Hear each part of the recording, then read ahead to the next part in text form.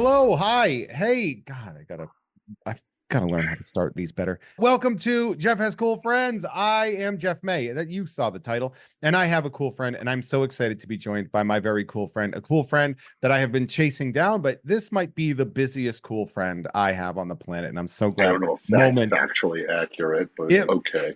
oh, okay, because we're gonna go through some information here, and you, by all means, you can argue with me. Right, but then we have to go through all of your friends and then do a compare and That is contrast of true. how busy they are. I have some, but of course we have the incredible Todd Stashwick here. Todd, you guys saw the title and the picture. Todd, dude, how Hi. have you been? I'm good in the world. I'm making things with friends and spending time with my family and getting to travel. It's as I say, I'm spending my adult life living the childhood of my dreams. Yeah. So the last time we did a podcast was almost 5 years ago Oh my goodness. when I worked at the other place. We had you come in. No. It was right around when you were playing Draken. It was right after that, Draken, Dr. right? Draken in the Impossible, In yeah. Kim Possible film. And then since then, it, the world has shifted a lot, and we're going to talk about that for you. Of course, I'm going to assume that a lot of people, if this is their first episode of the show, are here because of Picard. I don't know if you've heard of the show character, Go on. but Picard season 3, you play Captain Liam Shaw. I went to space. You did. I Well, went to I space mean, yeah, because you're just a dip from from Chicago, Chicago, but that and was prior to the show. and now you're in space. And now in space. And boy, did people like you. They certainly, well, I'll tell you this, Jeff. People enjoy coming up to my table to tell me how much they hated me at first. Correct. And then they follow it up, but then we cried and wanted you to have your own spinoff, which is really a kind thing for you, for people to say. It's interesting because I want to get to Picard later, but Okay. it definitely was, because there's something that I find fascinating that I really need to get as much information about going on. And, Picard, like, acting is really fascinating and stuff. And Picard was great. And I love the series. And I want to get into that. And so I guess, want to address like that idea of like, it's funny how some people really embrace a character arc and some people reject a character arc if the person starts in a position that they don't agree with. Right. But hence an arc, right? Right? Yeah. Like I remember seeing That's that an where a lot arc. of people were like, he's dead naming this character. It's like, yeah, that's the start. Mhm. And you're going to see the progress of the Mhm. character. And you're going to see why all of that happened and Yeah. understanding what's under the hood with this guy. Yeah. Uh, that has been one of those really fascinating things. You showed up, and for a lot of people, they recognized you from stuff. You've had really interesting, you played Dracula in Supernatural, you were in 12 Monkeys. Like you've been of that guy enough that people are going to like recognize you in Picard. And then Or they come up to me and say, where'd you come from, man? That was the first I ever heard of you. that happens. Yeah. And I'm like the 30 years prior to that. But yeah, I mean, I've only been a series regular twice because technically in Picard I was a guest star.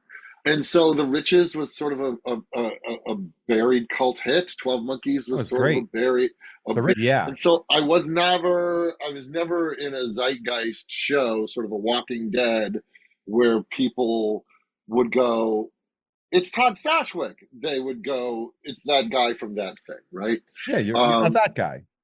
or they'll go, I loved you on Walking Dead, thinking I'm Jeffrey Dean Morgan. I mean, who among Worst us things, hasn't worst been things, mistaken for Jeffrey Dean Morgan? right? I doubt it. Guest Um, star of Fred Claus, Jeffrey Dean Morgan. Jeffrey Dean Morgan. He and I did a film together, and we didn't work together on the film, and it was called, oh, I don't remember. It was with Ava Mendez, and it was about a Russian roulette reality game show. Wait, Uh, what? yeah, it was a Russian roulette reality game show, and Ava Mendez played the producer who was creating. It was a lot of fun to shoot, and I played one of the producers as well. But Jeffrey Dean Morgan had a role in that film, and So it this was was called live. with an This was exclamation point. 2007's live. 2007 is live, so it was 17 years ago. So yeah, so Jeffrey Dean Morgan and myself were on that together. I've actually had conversations with an actor that I had done 2 episodes of their TV show before, worked with a few times, and midway through the conversation, they either thought Jeffrey Dean Morgan was me or I was him. Because in the middle of the conversation, they went, "So, Walking Dead, man, nice." I'm like, "Wasn't me, but thanks." It is. And there's similarities between Deacon on 12 Monkeys and Negan on Walking Dead. I can see that we were both Yeah. sort of brutal warlords in a post-apocalypse who Yeah. wore neckerchiefs. I have a equally not embarrassing. Yours is pretty standard, but I have a pretty embarrassing Walking Dead nice story. In 2007, I was The same year I shot live with Ava Mendez. I Go was on. at San Diego Comic-Con for the first time. A friend of mine flew me out to be a consultant for Ventana Sul for Salma Hayek's company. They were looking for comic book properties because that was going to be the next big thing. Surprise. Cool. And so they were like, you know a lot about this, come help out, whatever. And I went to one of the things that we did was we went to the Mist party. And that's a rough film. I was a teacher at the time. I was not connected to showbiz at all, but we were all on our way to Thomas Jane's suite. And I get to the elevator with this guy that has a big Walking Dead compendium, massive, like huge. He's holding it. And I just went, man, that's such a good book. Now, this is 2007. Sure, before the show. Yeah. I was like, that book is so good. Like, you're going to love that. Because like, he's clearly holding it like, and he was like, yeah, thanks, I've heard. It was Frank Darabont. I told Frank Darabont that The Walking Dead is a good book. You know, it's interesting. In 2007, when I was shooting The Riches and I was reading that good book, I called my showrunners and said, you guys should grab this comic. And it's amazing. And I think it could be a great TV series. So I wasn't wrong. No, you were right. But lo and behold, it was already under the arm of Frank Darabont. It's kind of like when they say, if you see the cranes, it's too late to buy real estate. Yeah.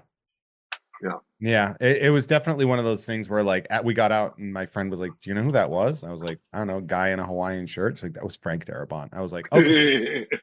Who's that? And she was like, Shawshank Redemption, Green Mile. I was like, oh shit. She's like the director of the movie whose party we're going to. Because like, how would I recognize him? You know, like I was just some Massachusetts schlub at the time. But yeah, so I got to tell Frank Darabont that Walking Dead is a good comic book. Well, good. See, you are single-handedly responsible for the success of that TV series. One of the interesting things, though, that people are genuinely shocked to find out is that you are one of the biggest nerds I have ever met in my life. In a glorious way, that it's shocking to people. Like people are genuinely shocked at how nerdy you are.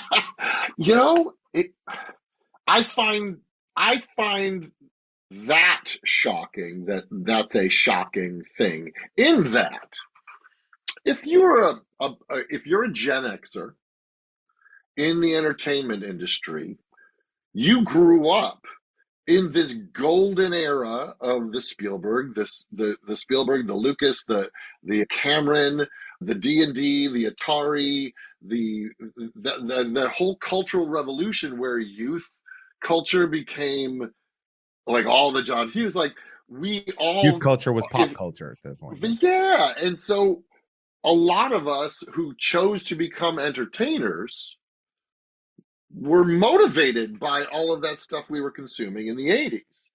The fact that I'm very vocal about it, I'm hard pressed to find a lot of actors that aren't like, yeah, Star Wars is in my top 10. Yeah, I play D&D. Yeah, like I find a lot of actors who are maybe equally as nerdy as I am, but maybe not in the I collect this stuff or I'm as vocal online about it. I mean, Henry Cavill plays Warhammer.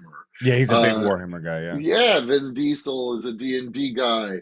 Vince Vaughn, D&D guy. But there's a reason people talk Lillard. about that stuff. There's a reason that memes get shared of these famous actors that are doing these things. It's because it's outside of the realm of what you think people that What they make think a good actors are. living and are very attractive or whatever. Like it is it's a a shift of what they expect from the societal norms of people that look and act a certain way. And I think it's also this moment of, oh, there's a leveling of the ground, Mhm. because like I was attending, conventions before I was attending them as an actor. Yeah. I was attending them for comic books. I was attending them because I collect and whatnot.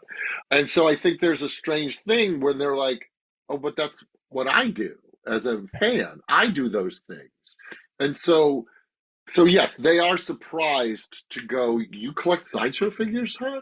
Like, yeah. I'm like, you play Dungeons and Dragons? I do. But I would go back then to say, it's no different than the guy I grew up to be. Like, I was doing all that stuff before I was being paid to be a professional actor. In fact, playing action figures as a kid and playing D&D and playing video games are all the things that motivated me to want to go into entertainment in the first place. I wanted to be Han Solo. I wanted to be Peter Venkman. I wanted to be those people that I grew up loving. And you know, it is funny to see a character like Liam Shaw have the kind of rough around the edges. I mean, I don't want to say anti-establishment because Picard's character is quite literally working against the establishment in a lot of these aspects, that you somehow have anti-establishment energy by being the pro-establishment, like I'm not doing this like it's such a topsy-turvy way to play the character, or wait for this for a character to exist. I'm going to Yeah. say that, like, of all of it, like, you know, our protagonists of this thing, they're all like bucking the system and going behind the thing. And yet the punk rock energy that you bring, it was an interesting dichotomy to watch and to say that, like, you are being the, like, I'm not going all gung ho on this stupid kind of thing, like that energy. And that felt more like bucking the system It's because of the there was an title. article written that Shaw is the first Gen X captain. And That's fair. there is, and he was written that way. And there were moments when I first kind of, because I mean, Terry very much knew what I was going to bring to the table because of 12 Monkeys. There was very much a few moments when I first started leaning into whatever tools I use as an actor, and went, this is my take on the tone of this guy. Does it jive with Star Trek? Is it part of that? And well, it is now. And I would do it. I would do it, like I would do the first take, kind of going, this is my take on this guy, and this is his very dry, very over it energy. And then I would look over to Terry, and he goes, keep doing that all day long. And You're I'm like, like, that's exactly what you brought, exactly what they wanted. yes, yeah. Well, what Terry knew I was going to bring, and so there was no moment of nip and tuck that into a cleaner box.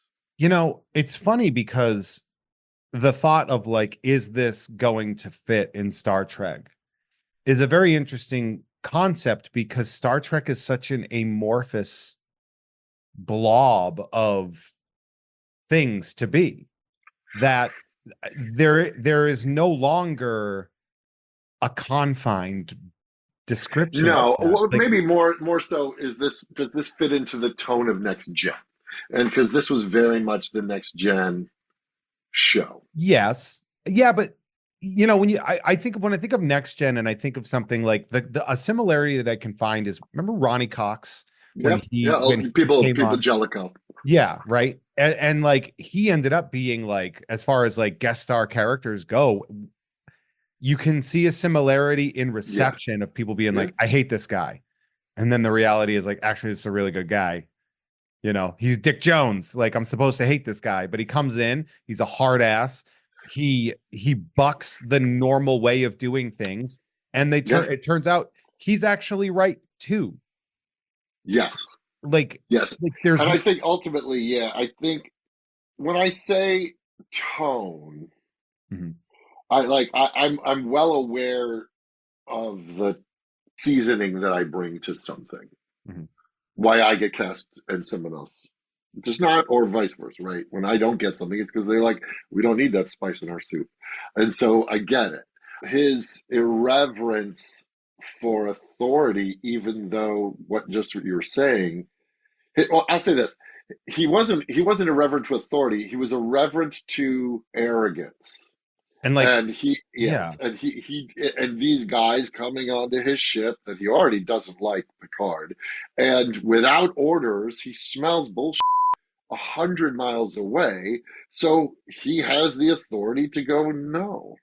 And that I think was the defining moment, which is why the memes. I think the defining moment was when this guy talked to their hero, and the show is called Picard.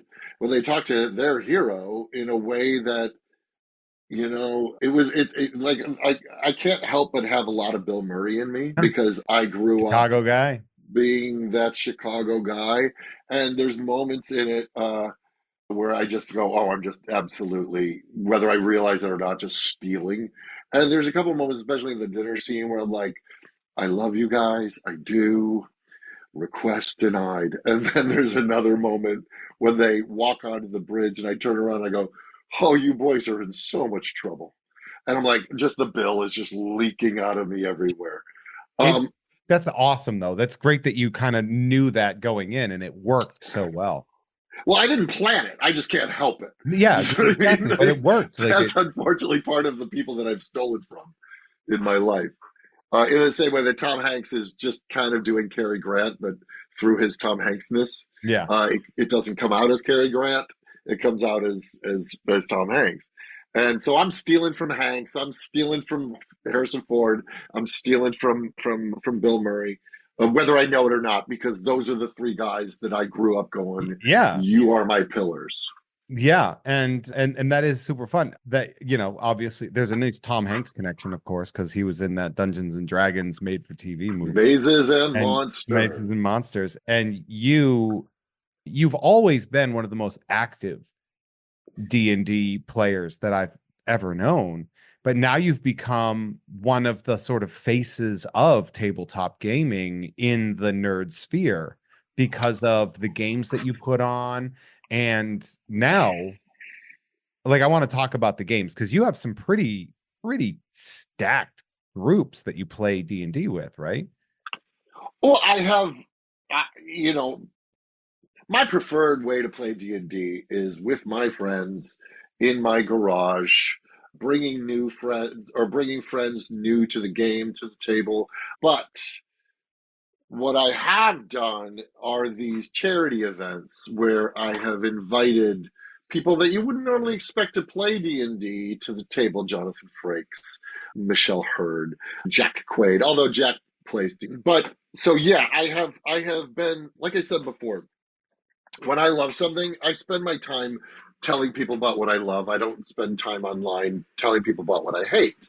Uh, I just find that wasted energy and effort. And doesn't mean I love everything. You and I have had deep nerd opinions about Yeah. stuff off camera, and that's where it should be kept. As far as I'm not a critic, I'm a creator. Yeah. But when I love something, you cannot get me to shut up. Like I will sing it from the rafters. And I came back to D&D in 2017, and it was a homecoming because I played it when I was a kid. And so when I got it back in my life, it was just brand new. It was like nitro in the engine of inspiration and youth and fun and fellowship and scratching that dark fantasy itch. Yeah, Yeah. yeah. It's so funny. You know what's funny is I have like I found these old D&D influenced books from the early 80s that I found somewhere, and I bought them for you, and I still have them. They're not D&D, but they're like of that, and it's like a series of them. And I looked them up, and apparently they're very popular. They've got some dude wrote his name in there, but they're like really cool. And I'll have I to will get happily receive I'm those. gonna have to get those to you because I still have them in a bag, and I think I bought them for you like 2 years ago. Because like those 2 years you've been traveling so much, and you've been doing a lot of conventions. Which is it's funny having you like knowing that you're going to these conventions as like a signer, a personality, a guest of honor Yeah, like that. Whereas I remember going to your table for Nerd Circus, yeah. and you'd sit there very steampunky having all this Nerd Circus stuff, and you had the D&D themed alcohol Cocktail book. cocktail book, which is just so fun and such a funny thing. And like half the time you see people would walk by and they look and they're like, wait, I know that guy trying, I know that steampunk weirdo trying to sell me a cocktail book. And it's like, That's yeah, so funny. it's Yeah, Black it's Mask. funny because I started with the Devil Inside comic that I did with Dennis Calero. We started doing that in 2010 and brought that to Comic Con. So a lot of my first experiences sitting at the table were not there as an actor, leveraging people knowing me from the nerdy shows, the Supernatural and whatnot, to hopefully garner interest in this stuff. But I was there to sell a comic book. So me being at a table trying to sell a cocktail book or dice or glasses or what have you, that's nothing new to me. No, that's like Um, normal for you. And how yeah, I know you in the convention world as well. yes, So, yes. and It's now it's inside such a and selling stuff. different Yeah. thing because you've got, I know for those of you that are listening on the Patreon. Oh, actually, no, this will come out before both. So you're going to be at Shorely Con in Lancaster, Yes, right? yes. Which is awesome. And then you're going to Mission Las Vegas, STLV, STLV. Yeah, which I'll yeah. see you at, by the way. Which also excited to announce there's a 12 Monkeys reunion at STLV. All that. It's going to be me and Terry Metalis, Amanda Schul, Aaron Stanford, Kirk Acevedo, Emily Hampshire, Chris Monfett. We're doing a panel, we're doing signings, we're doing photos. It's the first of its kind. Like the show ended in 2018 and it is getting a newfound audience because of Terry Metalis and Picard. And so the idea, because Kirk and Aaron were both on season 3 of Picard, Aaron Stanford, he played the Ferengi, and Kirk played a Vulcan. And so they were going to be there anyway. So we're like, if you, me, Terry, and so then they invited Amanda and they invited Emily and Monfett. And so I'm excited to get that gang back together. Yeah, that's really cool. I'm very excited. Yeah, That's so fun. I I'm excited. I go to Mission Vegas every year with my co-producer of Mint on Card and one of my best friends, Lisa Harden. We go there every year, and I was so excited to see like the line for you, like that It you were was at like main, Picard area, and I was like, I was just so tickled to see it that. was humbling and exciting and fun. Vegas is a special animal. I mean, it's such a concentrated animal. I also think, I mean, we were fresh off season 3 Picard. So my guess is things will have calmed down a bit, but maybe this 12 Monkeys thing will bring new audience into STLV that wouldn't have come otherwise. We'll see. I hope so. I do hope so. The one thing that I hope for STLV is that it grows and continues to change as opposed to like staying very stagnant. Like certain like areas of the place, like, well, it's the same as it's been for 3 years. Like, I like the evolution of a convention too. As much as Yeah. I love all the people that are regulars, I like when cons grow and become bigger and Well, stronger and more. they have a lot more actors and guest actors to choose from to bring to these things. There's a whole new wave. The Melissa Navias, the Jess Bush, Anson Mount, Ethan. There's then all the Discovery people with Blue and Anthony Rapp and Sonequa. Like Doug Jones has already had all of these things anyway. But Doug but Jones is like just like, have you watched Sci-Fi? I'm in that. yeah, I mean the reality of Star Trek is not just now Voyager, Deep Space Nine, TNG, and TOS. Like there's this entirely new generation of us that Ed Spaliers that also are igniting interest in the franchise. Yeah, and like also like things like Lower Decks. There's Yeah, such a and unique take, Prodigy. Yeah, like and Prodigy. So like Prodigy's really great, I think, especially for bringing, Prodigy to me is a very good job of making a Star Wars and Star Trek work very well. hybrid. Yeah, sure, sure, sure. And I really enjoy that. Obviously, we have some very talented friends that have worked on Prodigy as well. Yep. Friend and guest of the show, Jennifer Muro, Jennifer Muro. writer and producer of season 2 now on Netflix. So before I get into this next project, because I Yes. cannot wait because I have a lot of questions. I don't know if you knew this, but I actually have producers for this show. There are people that head on over to patreon.com/Jeff May and they sign up to produce this show. And I will read your name to Todd Stashwick or a guest, an equally wonderful guest as well as to all the people that are listening right now. So we're going to give a big shout out. Some of these actually give us prompts for conversation, which is always nice.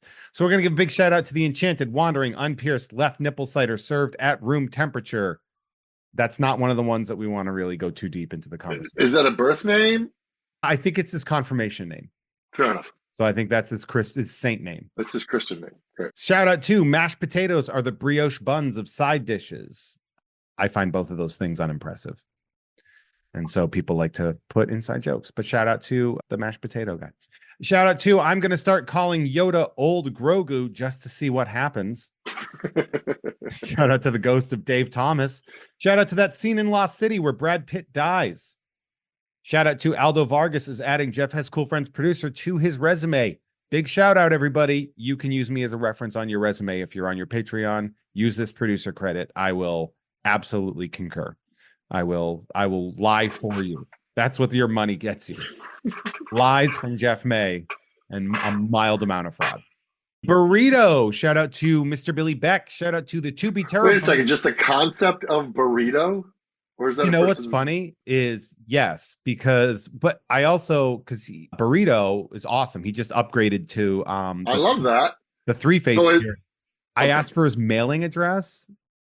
And when he gave it to me, the name he gave me was Burrito and then his last name. So I'm like, oh, this is a thing you are just doubling down. So I shout out the confidence to have that be your name. I love it. Because if I was called a burrito, it was not for good reasons. Shout out to my good friend, Mr. Billy Beck. Shout out to the Tubi Terror Bunny, says the strike may be over, but egg Bob Iger anyway, because Tubi, by the way, where you can see live starring Todd Stashwick, Jeffrey Dean Morgan, and Eva Mendes. See, we love Tubi. Tubi also just got Surf Ninjas. Very excited. Nice. Finally, a streaming option for Surf Ninjas. What we've all been waiting for. Whew. Shout out to producer Bart Fardigan, Dan Adamski, world's humblest man, Norm from Cheers, Dan Aykroyd. Dan Hackroyd. Dan Aykroyd is actually, he got kicked off the Patreon. He wouldn't stop talking about aliens. Shout out to normal man Andrew McGuire. Watch me use these prehensile nipples to pick up pennies off the floor. There's so much nipple talk. I guess so. You know what? Unfortunately, I don't. It might be buried in your lore. There's got to be something about it. Yeah, like I'm gonna wake up one day and I'm gonna be covered in them. Yep. Things could be worse. Shout out to the Oatmeal Savage. Shout out to Call Me Sean or whatever. Are you an oatmeal guy? Yeah. Oatmeal is such a yes or no thing. I don't think anybody ever middle grounds oatmeal. Yeah, I mean, it's I like it with a little almond butter, some fresh blueberries. Come on. I love oatmeal. This is the thing where people really roll their eyes. I love a raisin in oatmeal. Sure. No, I got a good raisin guy. Yeah. I got a good raisin guy. You got a raisin guy? Oh, I got a raisin guy. It's Sam at the Larchmont Farmers Market, and his raisins are unbelievable. A sentence I never thought someone would ever put together. I got a raisin guy. I'm wearing a sleeveless Metallica t-shirt, and I said I got a raisin guy. Again, not on my bingo card, but here we are. Yeah, I love a raisin. I like a good raisin. I won't fight you on that. He also taught me. I'm not a food wars guy. He also taught me this trick of getting a Calmirna fig, cutting it in half, and stuffing a walnut in each side, and it is a delight. He knows his stuff. Obviously, look, if you're going to be a connoisseur of raisins, it's going to extend past. Yeah, he's my raisin sommelier. He's my dried fruit sommelier. And finally, check out this month's Nerd with Dre and Jeff, where we started our new season on unfortunate martial arts properties with Star Wars Masters of Terrascasi. So you can check that out It's a early. video game, wasn't it? It's considered one of the worst fighting games of all time. It is an absolute stain on LucasArts and Oh, just such a oh, historically laughable property. And I love every part of that. perfect. Like I do love that. If you want to be a producer, head on over to patreon.com/Jeff May, where you can get early access to uncensored episodes of this show. You can be a producer. You can get trading cards in the mail. I also opened some Dungeons and Dragons cards not too long ago, and that set was terrible. And Todd, Oh, I have some I'm going to give to you. oh, I have some packs of D&D cards that I'm going to give to you. I would like to see those. Is there gum? No, which is probably for the best What? because it's from 1992. Yeah, I never knew if I was buying it for the gum or for the cards. I did like the gum when I was a kid. I know, it was just like this little sheet that would just shatter in your Yes. mouth and eventually become gum. Yeah, like a glass razzle. Glass Razzle, which there's an album in there somewhere. It's Through like the, through the looking glass razzle. feels proggy. Yes. Oh, I love a good transition. Todd Stashwick dancing around because my God, you have a Kickstarter going I for do. ProgCore Fantasy. And That's me if you guys go to and David Nett. progcorefantasy.com, will take you to the Kickstarter, which I found that. Like Prague Rock, not Yeah, like the city in the yes. Czech Republic. ProgCore Yeah, Fantasy. yeah. If you ProgCore go Fantasy. there, you have what might be one of the most detailed and fascinating Kickstarters I've ever seen. Which you have this, okay, so it's ProgCore Fantasy, Dark Age of Fear. Your landing page sort of video has this dragon oil painting. By Bob Eggleton. That is the Dragon Thrum, which is part of the lore. And Bob Eggleton, who is a decorated fantasy artist, just came out with some Mondo Godzilla posters this week. Oh, great. Yeah, and That's so so Bob cool. is he's known for his kind of cool landscapes and large monsters. He does a lot of dragons and kaiju, and he's excellent. And so he painted the Dragon Thrum, which is a primary looms large in our lore. So I'm looking at this, Yes, sir. and it starts out with this really beautiful sort of story of a crow. Two crows. You have two crows, yeah, talking to each other. And so then we have this explaining. This thing is so deep and so rich that I would Yeah. love to know more about it. I mean, like I'm looking at this, like you've got all these incredible people that are collaborating with you. You have like videos and playbooks and a soundtrack. Yeah. Like, tell me about this. Like, where does this come from? Like, what was the Well, idea? it comes from remember when I said I spending my adult life living the childhood of my dreams? Yes, sir. It comes from that, like wanting to make a like I did the project where I did a D&D inspired book. I did that one. We did it. Mystic Libations. It did really well. It had a lot of our own lore in it. It had a playable one shot at the back. It had recipes. It had stories and art. I did that. And I loved doing that. But it's like, well, I don't want to repeat myself. I don't want to just do Mystic Libations too. Like, so Mystic David Nett, Libation. Mystic or more Mystic.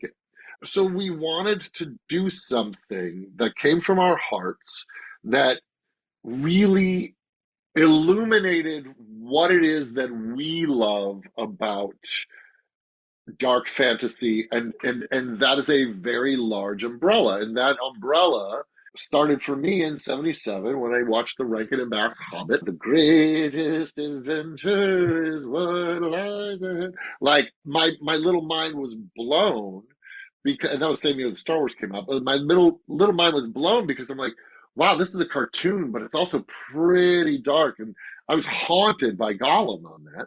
Oh yeah. Then we watched Bakshi's Lord of the Rings and the Ring Wraiths and all of this dark fantasy that had a vibe, which then led into Excalibur, which led into Legend and Dragon Slayer. Beastmaster. Like there was this era of dark fantasy that had this arcane weirdness to it all. Oh And yeah. this was all pre-anime. While we were doing that, while we were watching all those things, we were also playing Dungeons and Dragons. So all of that stuff was informing our gameplay.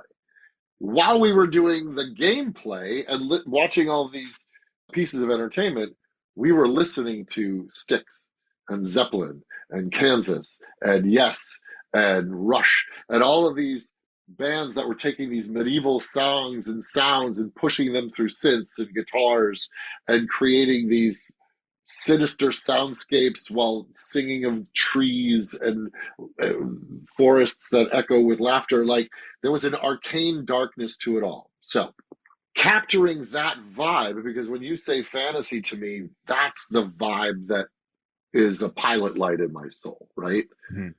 So in order to do this project, it couldn't just be a book.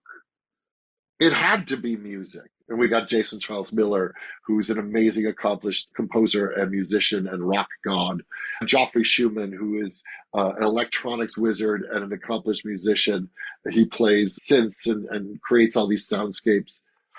But then we get all these writers who can write these amazing fantasy stories. Then we got these animators. I'm like, well, we got to hit it all. We got to sort of do a gestalt experience that recreates that vibe for us, but bringing it up to the now. Because a lot of that stuff was riddled with homophobia, which was riddled with racism, which was riddled with misogyny. And so you go, well, we want the table to be bigger, so let's put the progressive in the prog and just bring it up to speed and use common sense and make it for everybody, but still keep all that delicious prog dark fantasy flavor. So that's where the project kind of came, was like, we want to really highlight from all of that era, which was wonder, mystery, and danger of dark fantasy, and put it all for you to enjoy in many different facets, whether it's through your gaming, through what you're listening to, through what you're watching. We're going to do an actual play in my Nerd Lair shot documentary style. So it is a big, sprawling project. It's very fascinating. It's funny too, because like as I was looking through and looking at the project, you guys are over halfway backed, Yeah. which is very, very interesting. There's 16 days to go as of recording. So that means 15 days to go if you're listening on the Patreon. And then, you've got about a week if you're listening to this on the free feed to check this out. And I got to be honest, I'm looking at this and like, there's so much to it. Like it's so rich. And so it says the ProgCore rewards, which I found very interesting because this is all the stuff you can get on here. System agnostic source book, D&D 5e conversion, actual play, animated short, soundtrack, audiobook, custom candle, signed collectibles, behind the scenes, ProgCore hat, vinyl soundtrack, ProgCore shirt, custom gaming table, virtual games, virtual meetups, and adventures and supplements. It's a lot of stuff.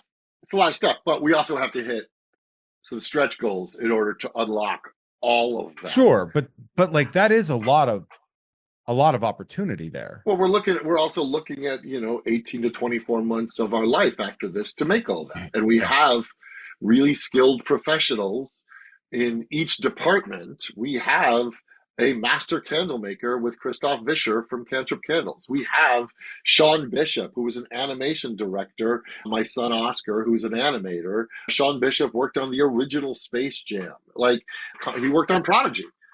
He is an animation director. We have Bob Eggleton and Julia Madalena in the art department. And then we got Cecil Castellucci, Mark Bernardin, I love Terry Cecil. Vitalis.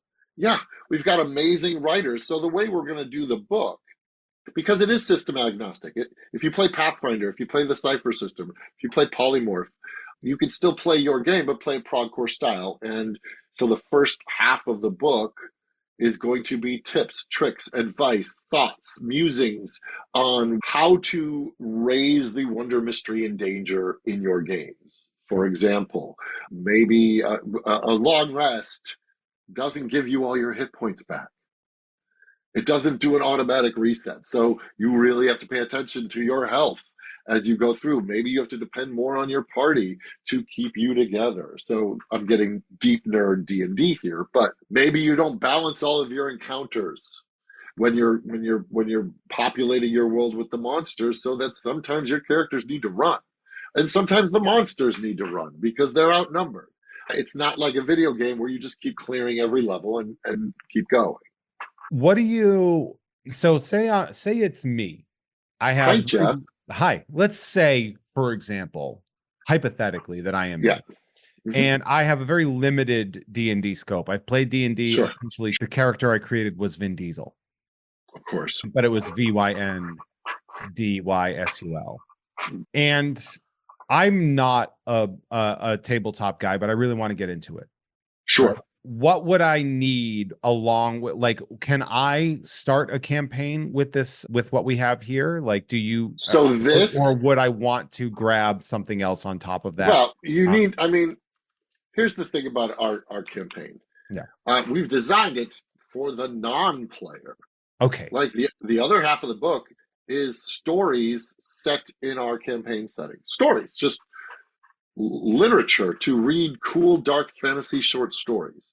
That's how we are just introducing our campaign setting, so that you read a story and go, well, that's a cool location in this world, and that's a cool magic item that they used in it. In the same way that when we watched Hobbit, we were like, well, I'm going to have a magic ring and I'm going to go to the swamps, like when we were writing our D&D campaigns, because I was watching Clash of the Titans, so then I chose to make a Greek mythology level when I was a kid. So the other half of the book is going to be just all lore and stories and beautiful art. So if you're not a player,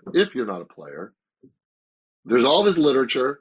There's an animation to watch. There's going to be an actual play, so you can see us playing D&D. That might whet your appetite. Oh, With that's what actual play is that you're yeah, showing people how the game would be played. we're going to shoot an actual game in my Nerd Lair documentary style, Oh, with Felicia Day, with Yuri Lowenthal, with myself, with Drea Letamendi, with Anjali Vimani, David Net dungeon mastering. So it'll be fly on the wall, like an intimate version of, like, Critical Role is beautifully presented.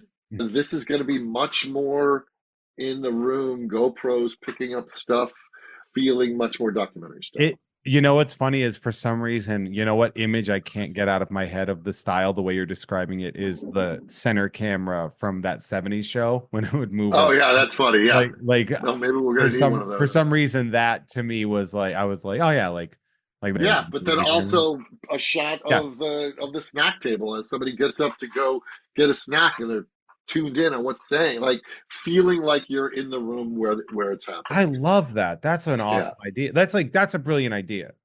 Like that to yeah, me, because like also I've learned the value of sort of like that kind, like slice of life video like that, where, and it's sort of like why I've been doing like the trading card things and stuff, is I yeah, learned like yeah. people really like that. They like being, because maybe they're not in a position to open the cards. They're not in a Get a position glimpse, get a to play the glimpse. Yeah, game, or they live in, they live in northern Minnesota and there's not a lot of neighbors to play D&D with. right, So right. that gives them that vibe, that energy. Yeah. I guess like podcast listeners And too. this will be a limited series, like a documentary series. It's going to be hopefully kind of guerrilla style, right? Like we're in there sort of shooting it and finding it. So back to your initial question, if you're not a D&D person, well, it's system agnostic. So if you play Dungeons and Dragons, you can layer this style onto your game with these tips, tricks, and advice, how to up, again, wonder, mystery, and danger, which was all those feelings I felt when I first started playing D&D, when I first watched The Hobbit, when I first watched Dragon Slayer, first listened to, when my little mind was blown when Styx said, I thought that they were angels, but much to my surprise, they climbed aboard their starship And and headed headed for the for the sky. skies, and they Right? said, "Come Like, away." like that blew my mind, because here, like, my brain is picturing this pirate ship, sea adventure, and then suddenly there's UFOs. But first Yeah, they're angels, but then they're UFOs, and those weird album covers. I love it, and I think by bringing things into 2024, as we say, new wine in old bottles, I think we can create something wholly different, but using the building blocks and some of the iconography and vibes from all of that stuff that really turned me on to fantasy in the first place. I love every ounce of that.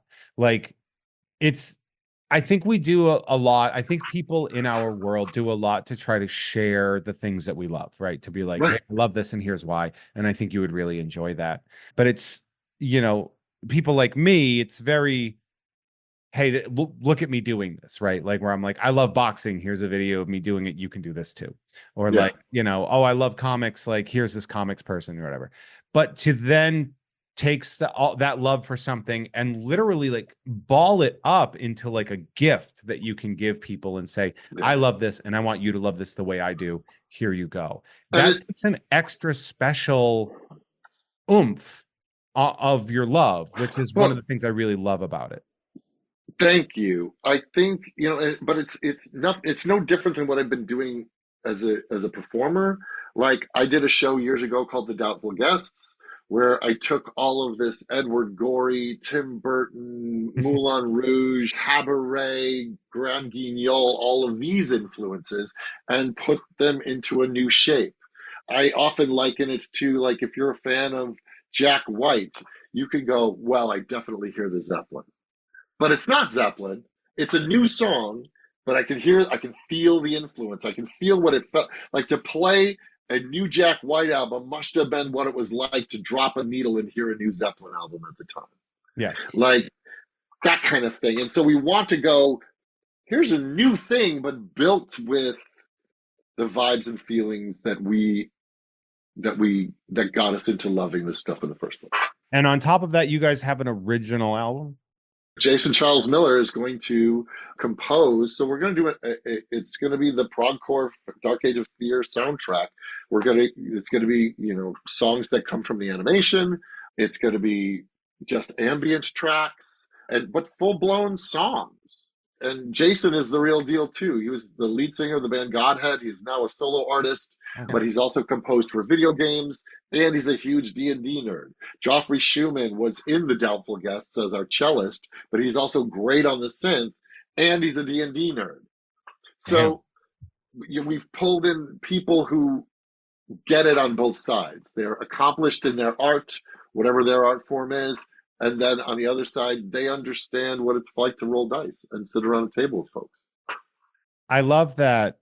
The phrasing I think is not always great. The like find your tribe kind of thing. Like, obviously there's a dated reference in there, but like that idea that you have found people of all aspects of the creative world that love something as much as you do, and that you've Yeah, they all like, got it. and here's the thing, and here's like I guess the thesis statement that I want to make of this is your Kickstarter in of itself is like a party. It's like a D&D party. Like you have, and they clearly not done on purpose. It's just that's how the world is. But like you have bards and you have all these different characters in your party that are doing all these different things to make this project work. So you are quite literally doing the thing that you are figuratively pulling That's off. fascinating. So that's one of the things when I went down the Kickstarter, I'm like, he's made a D&D party for his D&D party. I love how you put that.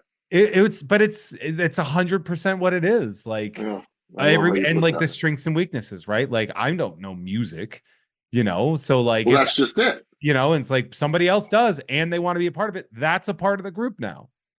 Well, that's just it. Like we reached outside of the limitations of our own creation, and I can curate and I can art direct and I know when it sounds right, and I know enough about each one of these disciplines to be able to, and David as well, for us to guide the project. But then we also know enough to step out of the way of the people that know more than us in each department and trust, so that and then you build a shorthand with people. I have such a shorthand with Julia Madalena because she collaborated on Mystic Libations. She's done 2 oil paintings for me privately. She did one of my dad and one of my wife. She's an amazing talent, and she and I have an amazing communication. And Maya Igni, who did all of our logos and some of our drawings on the thing, like developing a communication with people, and then having to communicate the vibe to them, because it really is it's either it is there or it isn't there. And we are the torchbearers. David and I are the torchbearers to go, that's a beautiful picture, but it's not ProgCore, and here's what could make it ProgCore. So it's definitely so like, yeah, and I think a good example of that would be like Frazetta wouldn't be ProgCore no matter he would. Would he be? Yeah. Well, he wouldn't be our ProgCore because there's half naked women clutching the thighs of the hero. But the vibe. Okay, so the vibe would be that, like, the vibe deep, is dark definitely fantasy. Okay. Yeah. If you look at our animation, it drips with. We did a little animatic, and you can see it in the opening video, and then you can watch the full thing. Yeah. But like Fire and Ice, it drips. Fire and Ice. Oh, Wizards is a big one. Dude, but Fire and Ice is very ProgCore. When I worked at Sideshow, we were making the William Stout Wizards cover statue, and I was obsessed with that statue. With the rider, God, it's so good. And I like ran into him at Comic-Con one year, and I was just like, yeah, man, just so you know, like, I'm obsessed with that statue. Like that the cover of the Wizards film is so good, so cool, so good. And it is a feeling, and it's a feeling that I had to give a name to. Yeah. In the same way, like you said earlier, when you say steampunk, I know what you mean. I know what the music sounds like. I know what the costumery. I know what the vibe is. If you say cyberpunk, I know what the music is. I know what the vibe is. That's an excellent point. Yeah. And so I realized there wasn't a vibe. Dark fantasy is a lot more things, because Game of Thrones isn't ProgCore. It's dark fantasy, but it isn't ProgCore. That's deep period fantasy, right? So it doesn't have. Well, it's dark fantasy, definitely, and it's high fantasy. But to say ProgCore as a subgenre, like cyberpunk is a subgenre of science fiction, steampunk is a subgenre of science fiction. This is a subgenre of dark fantasy called ProgCore, and I wanted to codify the idea. So this is the phrase ProgCore is yours, like you. I think it exists to reference music. Oh, okay. It has like a hardcore prog rock. I think it does, but I just thought like cottagecore means something to people. Like when you say something is something core now, it's trying to capture the essence. And so I was like, when I look at a Yes album cover, that's ProgCore. Like when I look at a still shot of the Nazgul from Bakshi's Lord of the Rings, when the background goes all red and they're stabbing the beds, I'm like, that it's so ProgCore. Is the scene in Thor Ragnarok when the immigrant song starts playing and they're kicking ass, is that ProgCore? One would say. Okay. I'm just because like that's the energy that I'm getting. Yes, it is. Sometimes that, I mean, like that gets very heavy metal at times, because that also is a lot of hard fantasy, and Frazetta can lean into the heavy metal of it all, and you think about the Death Dealer and whatnot. This is walked back just a little bit. Yeah, that moment I would go 100%.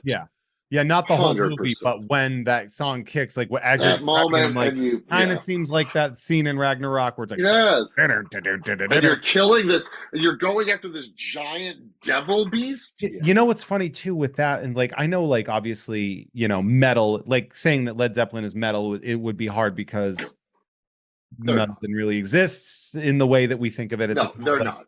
So I mean, they're rock and roll and they're prog. They to me sound like nerd rock, like rock and roll. Yeah. Like whenever I see it, when I think of heavy metal, I think more of, or when I think of metal, I think more of like a Dio, It kind of is. like It is. And that's energy. not what we're doing. And But Led if I take Zeppelin, definitely fits in the pocket of ProgCore, and then you get into the real prog, which is like Tull and Songs from the Wood, and you get into Yes, and then you get into like a lot of Styx, not Styx when they're doing the rhythm and blues and rock and roll stuff, but like Castle Walls and Crystal Ball and Zeppelin, if you just think about that opening guitar of Stairway to Heaven, and in Ramble On, he actually references Mordor. yeah, It's a vibe, and I can't say it except to show it to you. yeah, it's kind of like like have you played the Rush pinball game, the Yes. pinball machine? Like that has like there's a lot of like owls and coming at you, and you're Yes. just like, this is weird, right? This is awesome. So, There's a and time it is. machine.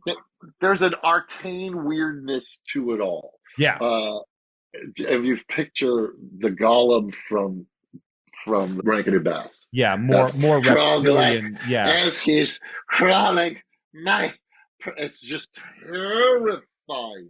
yeah, that's definitely he's much more demonic looking than the Andy Serkis version obviously is It's incredible, genius. but definitely much more of the like humanity or humanity or whatever we'd want to say of Stripped away, is there, whereas in but also those action cool stuff. watercolor backgrounds. And I think a lot of fantasy now, and all of that took place in a pre-anime world, in a pre-Final Fantasy world, where I think a lot of D&D is very much influenced by anime now. And there's an entire generation that grew up with anime being their version, or Final Fantasy being their version of fantasy. And so I think we have a new audience to go, hey, this is cool too, and you can play your games like this too if you want. Yeah, Doesn't It's not going to supplant. Just you go, tonight we're playing ProgCore style. Like tonight we're having deep dish pizza. I love every ounce of that. I'm going to make some suggestions, and then Todd, I want you to come in and correct me if I've made any mistakes or remind me where I've left things out. First and foremost, I need you guys to go to progcore.com. That's ProgCorefantasy.com. That'll take you right to the Kickstarter. I'm not saying you have to donate, but I am saying you absolutely have to read this because it is a fascinating Kickstarter. The page itself, I mean, obviously I'd prefer it if you donated, but I don't demand It's not a donation. or correct, invested. Invested, because you get stuff out of it. Yes. Donation is I put something in a thing and say go with God. You could donate, but Yeah. when you back us, because there is a place where you can go, I don't want any of the rewards, but why wouldn't you? If you put in funds, there are tiers and reward tiers for those funds. So it's an investment that will have a return. You'll get stuff. Yes.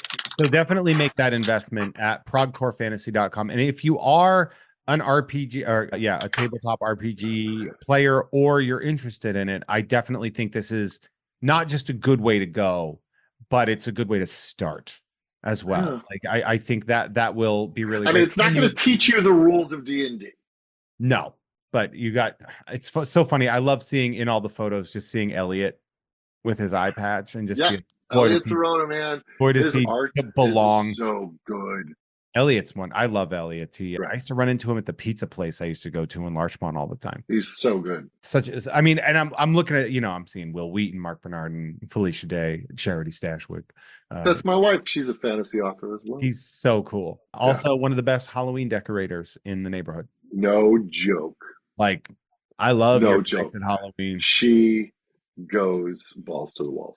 Not telling anybody where he lives, but if you're in that area, find a cool place. Those that Valley. those that need to find it know how to. Yeah, it is funny because I told people like, oh yeah, my friend Todd's on that show, and then I had a friend go, he has the best Halloween decorations. we go big here in the Stashwick. Yeah, you guys are. Well, yeah, of course you do. Like, you're nerds.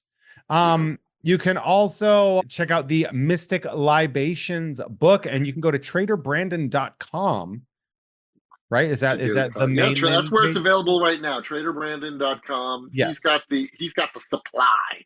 And you can go to traderbrandon.com. It's under products, Mystic Libations. And that is a really fun, if you are a cocktail enjoyer. There's non-alcoholic in there as well. And if you are, which for me, that's perfect. Yep, perfect. And they're good too. It's not just like a Shirley Temple. They're like legit Yeah. delicious treats. I Yeah. do like that. I do like that a lot. You can also check out Picard season 3 on Paramount Plus. Yeah. And definitely also funny thing about Picard season 3, you do not need to watch the first 2 seasons to enjoy season 3. Jump right in. Just jump You right in. can if you want to. I did, but very excited for that. See, Todd, if you were in Lancaster, Pennsylvania, and you are wanting to check out Shore Leave Con, definitely do that. As well as if you are going to be at Las Vegas for STLV, go say hi to Todd. Say hi to me. I'll be there too. See? So you can. I won't have a table. I'll just be running around robbing people. Yeah. I'm trying to bump into Gates McFadden and see if I can make something work. Oh, she's the I love best. her so much. She's so nice. Yeah. Todd, what have I missed out on? What have I not brought up here? Nothing, Jeff. You got it all. Oh, I mean, People can go to Amazon Prime and watch 12 Monkeys. you can watch 12 Monkeys on Prime if you want to. Yeah, I think you have to rent it now because it's no longer on Hulu, but it's really worth the rent. Yeah, or if there might be companies that are not Amazon that you can also rent or physical media. Yeah, get 12 Monkeys on DVD. It's really good. You can also follow Todd on the social medias at Todd Stashwick. Just look at how we on X on at X. T Stashwick on Insta. On Instagram, on X, formerly known as Twitter. Todd, we're gonna say goodbye to the freeloaders, but for the patrons, we got a little bit. I'm gonna play a little game with Todd, and then we're gonna let him love go. it. With me, if you enjoyed the show and if you're listening for free, I appreciate your ears so much. It means the world to me. It would mean just a little bit more if you head on over to patreon.com/JeffMay, where you can get early access to uncensored episodes with bonus content, as well as early access to shows like Nerd and exclusives like Fine with Kim Crawl. I also open up packs of trading cards and mail them out to people every month. Wow. Dude, it's so fun. I'm a gift You're giver. The best. So You're the best. Putting those packages together, it's a lot of work, but a lot of fun. Super fun, yeah. And reminds me, I have some D&D cards that I'm going to give you. When we did the break, it was as we're going, we're like, these things look like shit. Like, it was really funny. It's like they pulled some photos from some of the worst pieces of art from the source, and they just put it on a card, and you're just like, I don't know what the hell's going on here, but this ain't good. Perfect. It's just like a wonderful experience. I also do Tom and Jeff Watch Batman on the Gamefully Unemployed Network, as well as all the stuff I do with Adam Todd Brown on the You Don't Even Like podcast network. Mint on Card, if you want to see me live, it's the second Friday of every month at Blast from the Past in beautiful Magnolia in Burbank, California. So next one will be August 9th. Todd, say goodbye to the freeloaders. Bye, freeloaders. Bye, freeloaders. And patrons. Long and freeload. We love you. We love you so much. It's not an insult. Love you guys. Bye.